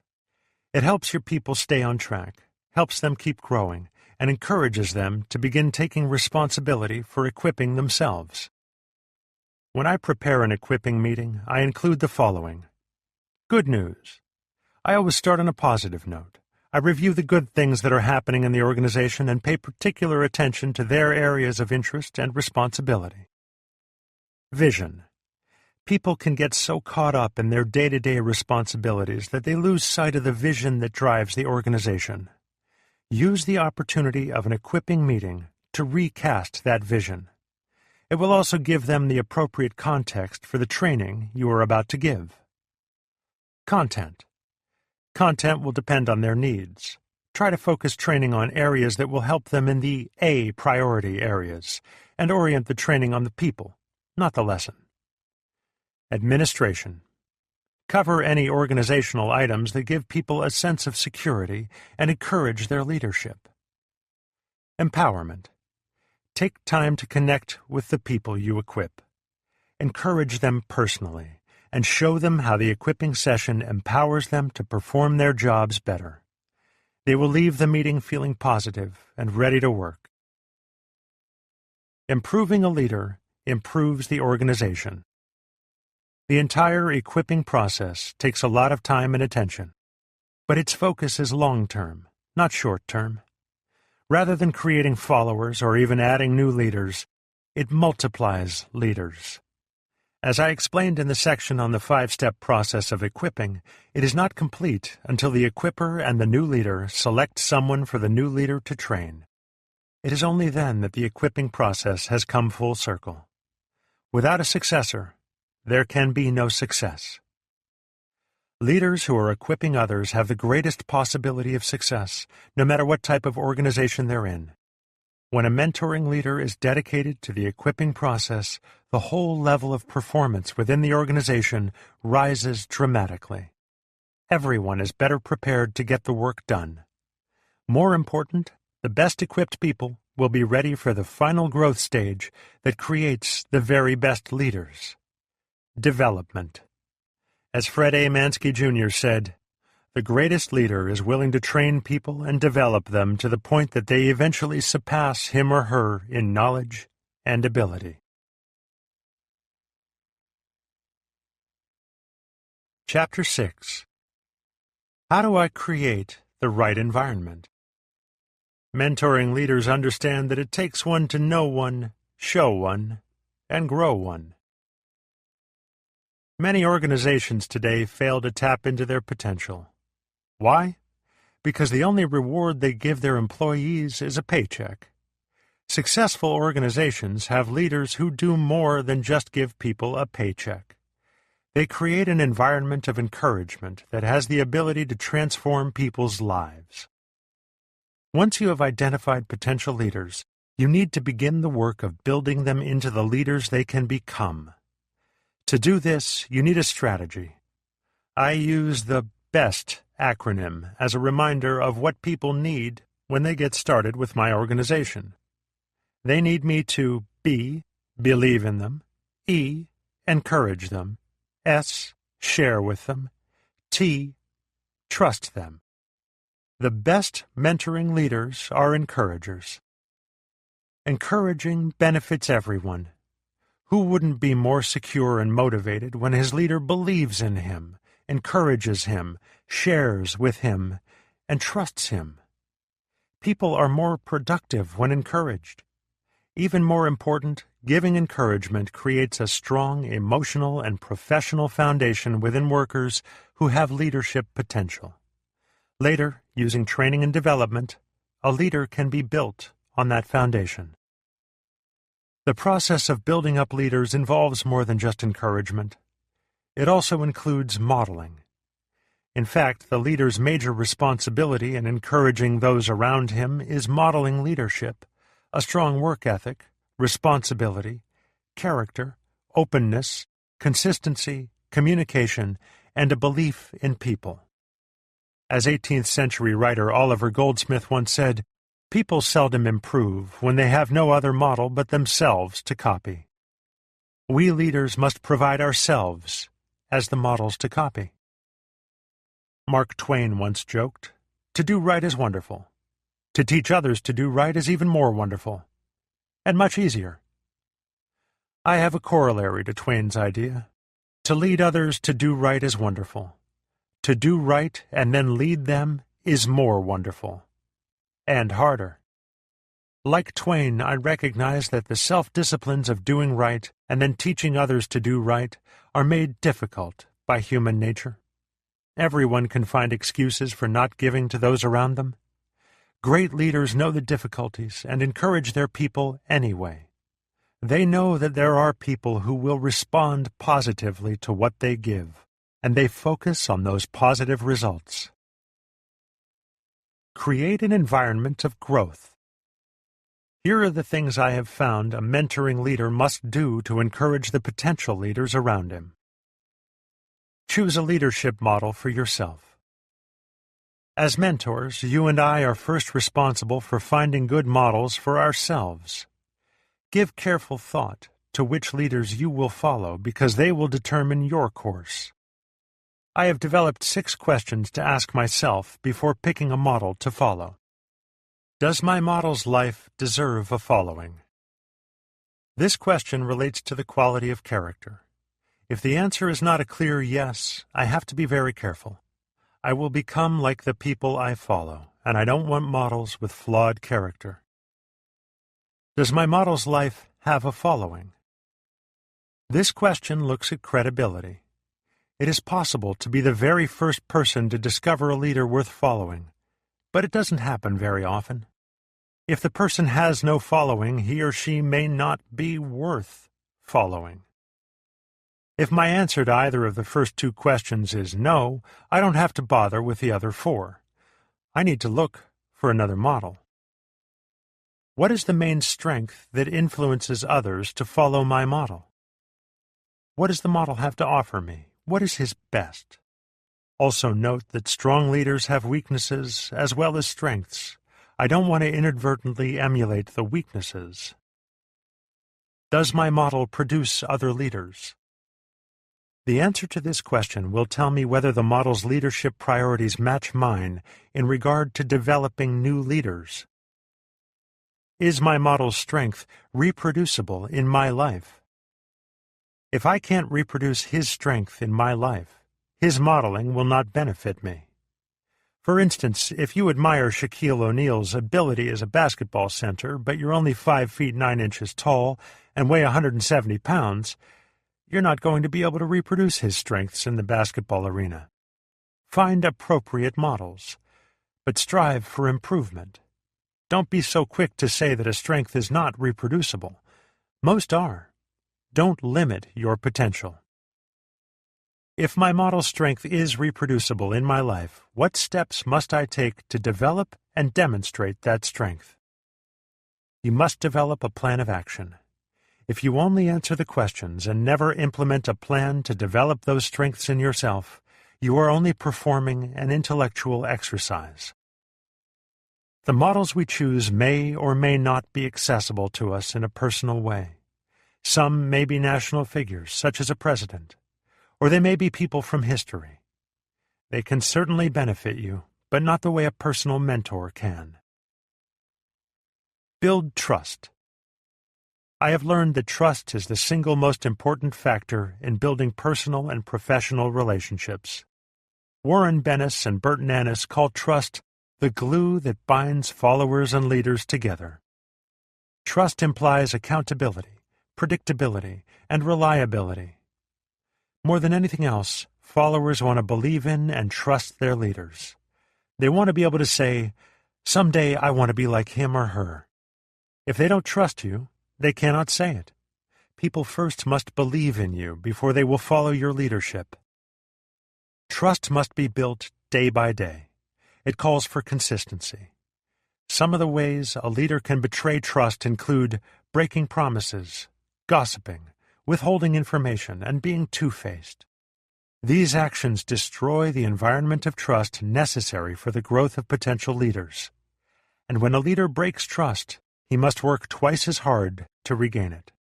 As Christian leader Cheryl Beale once said, "One of the realities of life is that if you can't trust a person at all points, you can't truly trust him or her at any point." People will not follow a leader they do not trust. It is the leader's responsibility to actively develop that trust in him from the people around him. Trust is built on many things. T. Time. Take time to listen and give feedback on performance. R. Respect. Give the potential leader respect, and he will return it with trust. U. Unconditional positive regard. Show acceptance of the person. S. Sensitivity. Anticipate the feelings and needs of the potential leader. T. Touch. Give encouragement, a handshake, high five, or pat on the back. Once people trust their leader as a person, they become able to trust his leadership. Show transparency. All leaders make mistakes. That's simply part of life. Successful leaders recognize their errors, learn from them, and work to correct their faults. A study of 105 executives determined many of the characteristics shared by successful executives. One particular trait was identified as the most valuable. They admitted their mistakes and accepted the consequences rather than trying to blame others. We live among people who try to make someone else responsible for their actions or circumstances. People don't want to reap the consequences of their actions. You can see this attitude everywhere.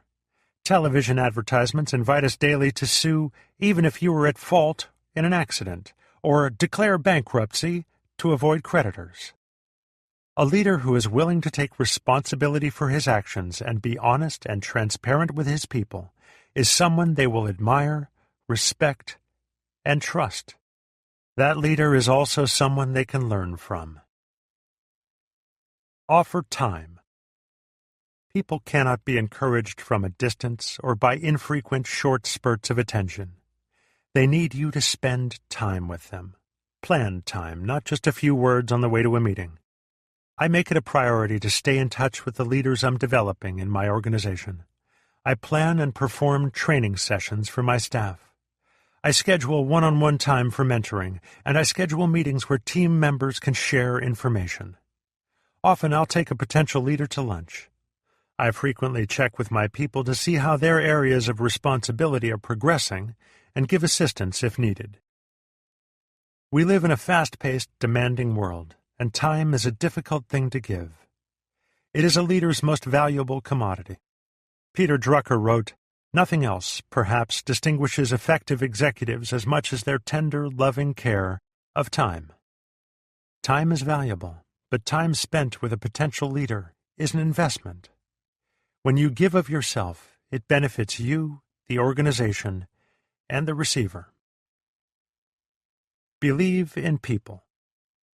When you believe in people, you motivate them and release their potential, and people can sense intuitively when a person really believes in them. Anyone can see people as they are. It takes a leader to see what they can become, encourage them to grow in that direction, and believe that they will do it. People always grow toward a leader's expectations, not his criticism and examinations. Examinations merely gauge progress. Expectations promote progress. You can hire people to work for you, but you must win their hearts by believing in them in order to have them work with you. Give encouragement. Too many leaders expect their people to encourage themselves, but most people require outside encouragement to propel them forward. It is vital to their growth. Physician George Adams found encouragement to be so vital to a person's existence that he called it oxygen to the soul. New leaders especially need to be encouraged. When they arrive in a new situation, they encounter many changes and undergo many changes themselves. Encouragement helps them reach their potential. It empowers them by giving them energy to continue when they make mistakes. Use lots of positive reinforcement with your people. Don't take acceptable work for granted. Thank people for it. Praise a person every time you see improvement, and personalize your encouragement anytime you can. Remember, what motivates one person may leave another cold or even irritated. Find out what works with each of your people and use it. UCLA basketball coach John Wooden told players who scored to give a smile, wink, or nod to the player who gave him a good pass. "What if he's not looking?" asked a team member. Wooden replied, "I guarantee he'll look." Everyone values encouragement and looks for it. Exhibit consistency. Consistency is a crucial part of developing potential leaders. When we are consistent, our people learn to trust us. They are able to grow and develop because they know what to expect from us. They can answer the question, "What would my leader do in this situation?" when they face difficult decisions. They become secure because they know what our response to them will be, regardless of circumstances. Hold hope high. Hope is one of the greatest gifts mentors can give to those around them. Its power should never be underestimated. It takes a great leader to give hope to people when they can't find it within themselves. Winston Churchill recognized the value of hope. He was the Prime Minister of England during some of the darkest hours of World War II. He was once asked by a reporter what his country's greatest weapon had been against Hitler's Nazi regime. Without pausing for a moment, he said, "It was what England's greatest weapon has always been: hope." People will continue working, struggling, and trying if they have hope. Hope lifts morale. It improves self-image. It re-energizes people. It raises their expectations. It is the leader's job to hold hope high, to instill it in the people he leads. Our people will have hope only if we give it to them, and we will have hope to give if we maintain the right attitude. Claire Booth Luce, in Europe in the Spring, quotes the Battle of Verdun hero Marshal Foch as saying, "There are no hopeless situations. There are only men who have grown hopeless about them." Add significance. No one wants to spend his time doing work that is unimportant. People want to do work that matters. Workers often say things like, "I want to feel that I've achieved, that I've accomplished, that I've made a difference. I want excellence. I want what I do to be important work. I want to make an impact." People want significance. It is the job of a mentoring leader to add significance to the lives of the people he leads. One of the ways we can do this is to make them a part of something worthwhile. Too many people simply fall into a comfortable niche in life and stay there, rather than pursue goals of significance. Leaders can't afford to do that. Every leader must ask himself, do I want survival, success, or significance? The best leaders desire significance and expend their time and energy in pursuit of their dreams. As former Washington Post CEO Katharine Graham said, "To love what you do and feel that it matters, how could anything be more fun?" One way to add significance to the lives of the people you lead is to show them the big picture and let them know how they contribute to it. Many people get so caught up in the task of the moment that they cannot see the importance of what they do. A member of my staff, who was once the dean of a vocational college, told me about a day he was showing around a new employee. As he introduced each person and described each person's position, the receptionist overheard him say that hers was a very important position. The receptionist commented, "I'm not important. The most important thing I do each day is fill out a report." "Without you," the dean replied, "this school wouldn't exist. Every new student who comes here talks to you first. If they don't like you, they won't like the school. If they don't like the school, they won't attend here, and we would soon run out of students. We would have to close our doors." "Wow, I never thought of it that way," she replied. The dean immediately saw her appear more confident, and she sat up taller behind her desk as she answered the phone. The leader of her department had never explained to her the significance of her job. He had never explained her value to the organization. By seeing the big picture, she had significance added to her life. Provide security. Norman Cousins said, "People are never more insecure than when they've become obsessed with their fears at the expense of their dreams."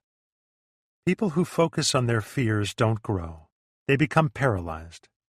Leaders are in a position to provide followers with an environment of security in which they can grow and develop.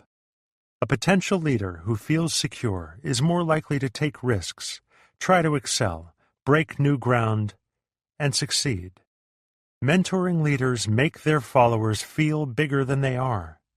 Soon, the followers begin to think, act, and produce bigger than they are.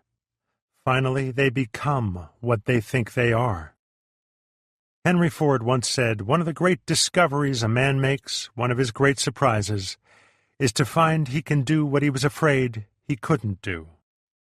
A mentoring leader provides the security a potential leader needs to make that discovery. Reward production. People rise to our level of expectations. They try to give us what we reward. If you want your people to produce, then you must reward production. Thomas J. Watson Sr., the founder of IBM, was famous for carrying a checkbook as he walked through offices and plants. Whenever he saw somebody doing an exceptional job, he wrote out a check to that person. It may have been for $5, $10, or $25. The amounts were small, but the impact of his action was tremendous. In many cases, people never cashed the checks. They framed them and put them on their walls. They found their reward not in the money, but in the personal recognition of their production. That's what gives significance and leads a person to give his personal best. We must give positive acknowledgement and encouragement to the producers, and we must be careful not to reward the idle. Take a hard look at your organization. What are you rewarding? Establish a support system. Develop a support system for employees. Nothing hurts morale more than asking people to do something and not giving them resources to accomplish it. I believe every potential leader needs support in 5 areas. Emotional support. Provide a yes-you-can atmosphere. Even when support is lacking in other areas, a person can forge ahead when given emotional support. This support costs the least and yields an incredible return. Skills training. One of the fastest ways to build people up is to train them. People receiving training perceive that the organization believes in them, and they are more productive because they are more highly skilled. Money. It is difficult for people to give of themselves when their leaders and mentors do not give of themselves. If you pay peanuts, expect to get monkeys. Invest money in people. It always yields the highest return on your investment. Equipment. To do the job right, you need the right tools. Too often, a poor leader looks at things from a short-term perspective. Investing in the right equipment will give your people the time to be more productive, and it will keep up their morale. Personnel. If you are in a position to do so, provide the people needed to get the job done. And provide good people. Personnel problems can eat up the time and energy of a potential leader, leaving little time for production. Create a support system for all the people around you, but increase it for any individual only as he grows and is successful. I have found the familiar 80-20 principle holds especially true here. The top 20% of the people in the organization will perform 80% of the organization's production. So when structuring your support system, provide the top 20% producers with 80% of the total support. Never underestimate the power of a great environment.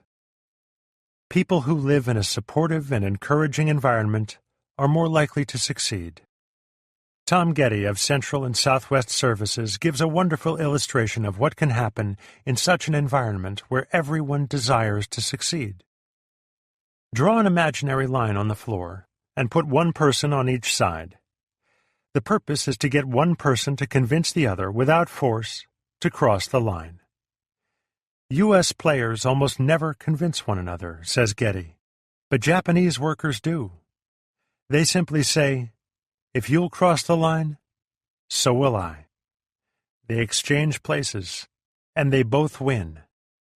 They recognize the importance of cooperation and mutual support. It has been a key to their success in the last 50 years. It can be a key to your success and to that of the leaders you mentor.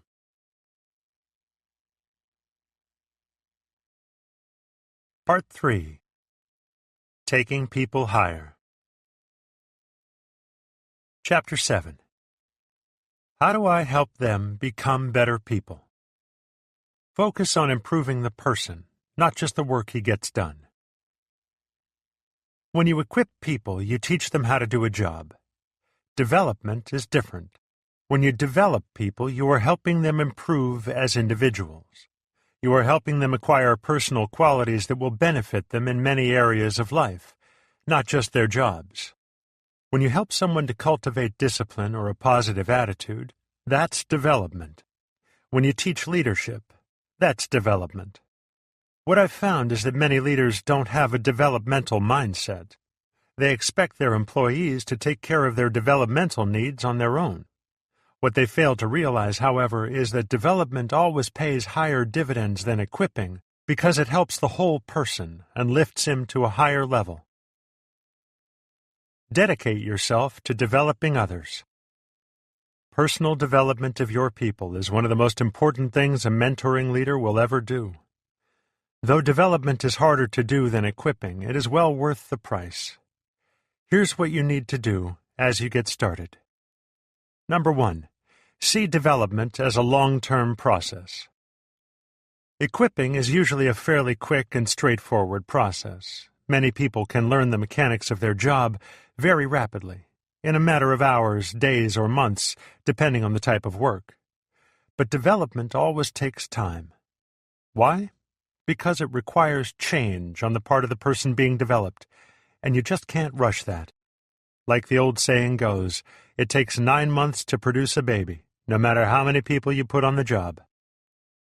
As you approach the development of your people, think of it as an ongoing process, not something you can do once and then be done. When I led Skyline Church in the San Diego area, I made the development of my staff one of my highest priorities. Some of it I did one-on-one. But I also scheduled a time of teaching for the entire staff every month on topics that would grow them as leaders. It's something I did consistently for a decade. I recommend that you plan to develop the people who work for you. Make it a consistent, regularly scheduled activity. You can ask your staff to read a book every month or two and discuss it together. You can teach a lesson. You can take them to conferences or seminars. Approach the task with your own unique spin.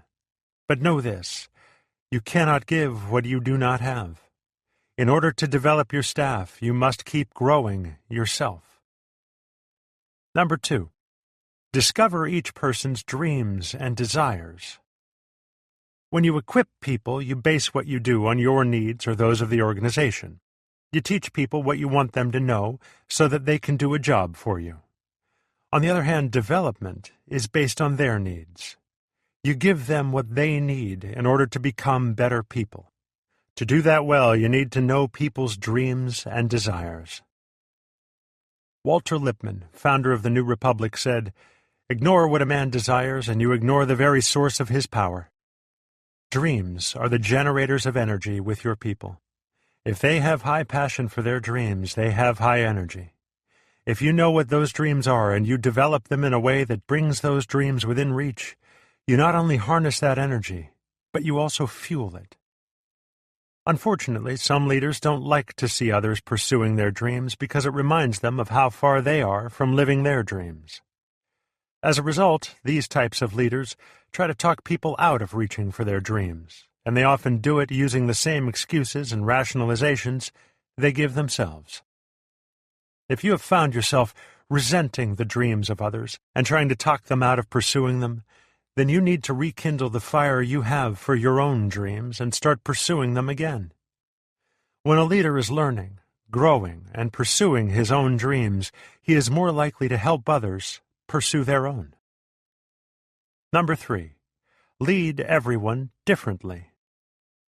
One of the mistakes rookie leaders often make is that they try to lead everyone the same way.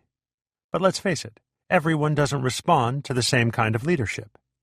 You should try to be consistent with everyone. You should treat everyone with kindness and respect, but don't expect to use the same strategies and methods with everyone.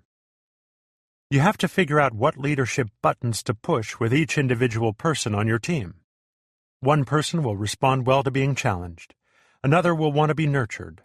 One will need the game plan drawn up for him. Another will be more passionate if she can create the game plan herself. One will require consistent, frequent follow-up. Another will want breathing room. If you desire to be a successful person, you need to take responsibility for conforming your leadership style to what your people need, not expecting them to adapt to you. Number 4, use organizational goals for individual development. If you have to build a mechanism that is entirely separate from the actual work that needs to get done in order to develop your people, it's probably going to wear you out and frustrate you. The best way to avoid that is to use organizational goals as much as possible for people's individual development. It's really the best way to go. When it's bad for the individual and bad for the organization, everyone loses. When it's good for the individual but bad for the organization loses. When it's bad for the individual but good for the organization loses. When it's good for the individual and good for the organization, everyone wins. I know this may seem a little simplistic, but I want you to notice one thing. The only scenario where there are no losses is when something is good for the organization and the individual. That's a recipe for long-term success. The way to create this kind of win is to match up 3 things. A goal. Find a need or function within the organization that would bring value to the organization. A strength. Find an individual on your team with a strength that needs developing that will help achieve that organizational goal. An opportunity. Provide the time, money, and resources the individual needs to achieve the goal. The more often you create alignments like this, the more often you will create wins for everyone, the organization, the individual to be developed, and you. Number 5. Help them know themselves. I always operate on the basic principle that people don't know themselves. A person can't be realistic about his potential until he is realistic about his position. In other words, you have to know where you are before you can figure out how to get someplace else. Max Dupree, Chairman Emeritus of Herman Miller, Inc., and a member of Fortune magazine's National Business Hall of Fame, said that it is the first responsibility of a leader to define reality. I believe it is the first responsibility of a leader who develops others to help them define the reality of who they are. Leaders help them recognize their strengths and weaknesses. That is critical if we want to help others. Number 6. Be ready to have a hard conversation. There is no development without hard lessons. Almost all growth comes when we have positive responses to negative things. The more difficult the thing is to deal with, the more we need to push in order to grow. The process is often not very pleasant, but you always have to pay a price for growth. Good leaders are willing to have hard conversations to start the growth process for the people under their care. A friend told me the story of a former U.S. Army officer who was working in a Fortune 500 company. The man was repeatedly passed over when the organization's leaders were seeking and recruiting employees with leadership potential to advance in the organization, and he couldn't understand why. His performance record was good, his attitude was positive, and he possessed experience. So what was the problem? The former officer possessed some peculiar personal habits that made others uncomfortable around him. When he became stressed, he hummed. When he became especially agitated, he sat on his hands. He wasn't aware that he did these things, and nobody ever pointed out the distracting and unprofessional nature of these peculiar habits. People simply wrote him off as being odd. Fortunately, the man worked for a leader who was willing to have a hard conversation with him.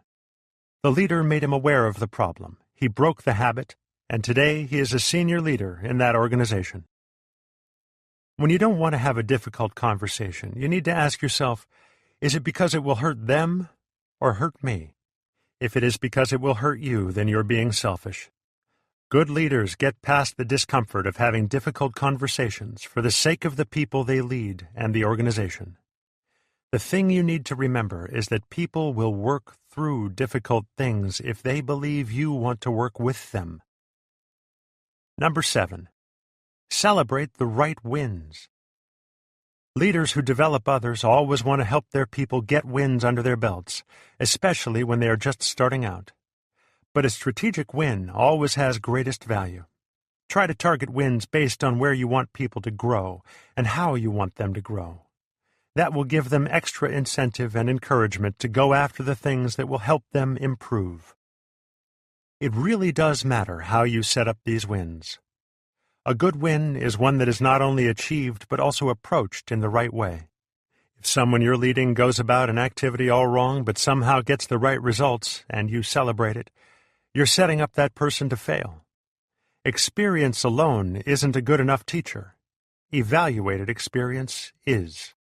As the leader, you need to evaluate what looks like a win to make sure it is actually teaching what your employee needs to learn in order to grow and develop. Number 8. Prepare them for leadership. In an organizational context, no development process would be complete without the inclusion of leadership development. The better your people are at leading, the greater potential impact they will have on and for the organization. But that means more than just teaching leadership lessons or asking people to read leadership books. It means taking them through a process that gets them ready to step in and lead. Watch them fly higher. If you dedicate yourself to the development of people and commit to it as a long-term process, you will notice a change in your relationships with the people who work with you. They will develop a strong loyalty to you because they know that you have their best interests at heart and you have proven it to them with your actions. And the longer you develop them, the longer they are likely to stay with you. Knowing this, don't hold on to your people too tightly.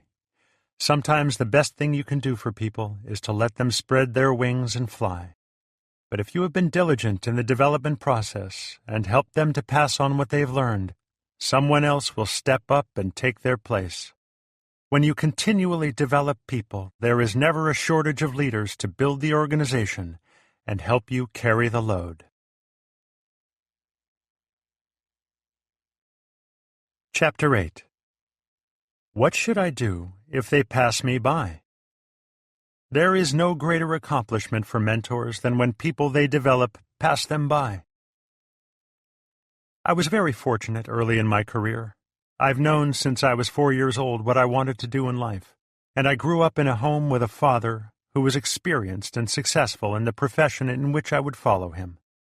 The situation is similar to that of the Manning family in football.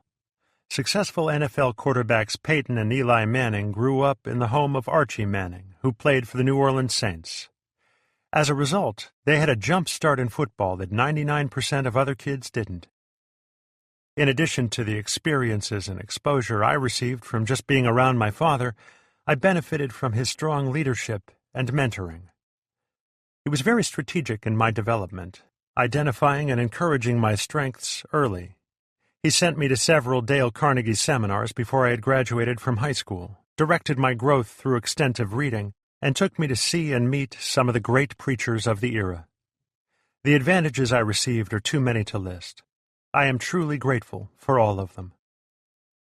The result of my upbringing was that I saw success early in my career. I achieved a lot of firsts in my denomination. I was the youngest person to be elected to a national office. I was the first pastor to change the name of the church to better reach the community. I was the youngest to write his first book, and I had the first church that averaged more than 1,000 in attendance every Sunday. Unfortunately, during those early years, I might have also been the loneliest pastor in my denomination. The good news was that when I failed, plenty of people were glad to commiserate with me. But when I succeeded, few celebrated. I thought my colleagues and I were on the same team, but evidently they didn't see it that way. Many times, Margaret and I celebrated alone. Good mentors learn the celebration principle. Those early experiences taught us a lot. From them we learned the celebration principle. The true test of relationship is not only how loyal we are when friends fail, but how thrilled we are when they succeed. We also learned some things that you may find valuable. The joy of accomplishment is diminished when no one celebrates with you. When I went to my denomination's conference following my first year as a pastor, I was excited about the things that were happening in my church. I was helping people, and I thought I was really making a difference in my community. My enthusiasm was unbounded. Much to my surprise, nobody shared my excitement. People seemed to look at me with skepticism or disdain. It really deflated me emotionally. The words of playwright Oscar Wilde were true. Anybody can sympathize with the sufferings of a friend, but it requires a very fine nature to sympathize with a friend's success. After Margaret and I talked about it, we decided that we would never let others' lack of enthusiasm hinder our own. And we also became determined to celebrate with friends when they succeeded, and to be even more enthusiastic when they surpassed us. That's one reason I love doing conferences for young leaders. It gives me a chance to celebrate with them and to champion their successes. I want them to feel encouraged and keep pursuing their dreams. There's no telling what they might accomplish with the knowledge that others want them to succeed. Many people identify with failure. Fewer people identify with success. Several years ago, I wrote a book called Failing Forward. As I was preparing to work on it, I lectured on the subject around the country, and what I found is that everyone identifies with failure.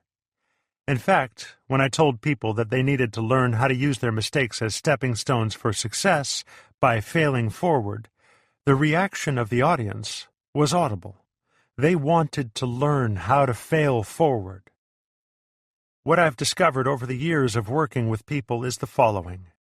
You may be able to impress people with your successes, but if you want to influence them, share your failures. Everybody has failed, so it's a great way to connect.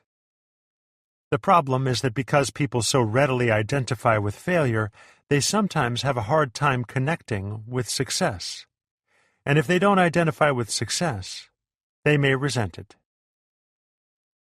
What hinders people from success often keeps them from celebrating others' success. Frequently, the very same qualities that prevent people from achieving success, emotional insecurity, scarcity mindset, petty jealousy, etc., prevent them from celebrating others' success. They constantly compare themselves to others and find themselves wanting. As a result, they have a hard time getting beyond themselves. Professional speaker Joe Larson once said, "My friends didn't believe that I could become a successful speaker, so I did something about it. I went out and found me some new friends." It's sad, but sometimes that's what it takes. The people who celebrate with you become lifelong friends. Back during the first years of my career, two people outside my family who celebrated with us when we succeeded were Dave and Mary Vaughn. Dave was a few years ahead of me in his career, and he was always ready to cheer me on when I achieved a goal or passed a milestone. Even when my church grew to be larger than his and I gained more notoriety, he never held back. And 35 years later, he and Mary still celebrate with us. Beware of the green-eyed monster. In October 2003, at Catalyst, a conference for young leaders put on by Maximum Impact, Andy Stanley spoke. Andy is an effective and authentic communicator. He leads North Point Community Church, one of the top churches in the country, with an attendance of more than 15,000 people every weekend. Just in case you are unfamiliar with the church world, that puts North Point's attendance in the top 1% of all churches in America. Andy's second session was about 4 negative characteristics that can trip up a leader: guilt, anger, greed, and jealousy. Andy confessed that he sometimes experiences moments of professional jealousy when hearing other successful people speak.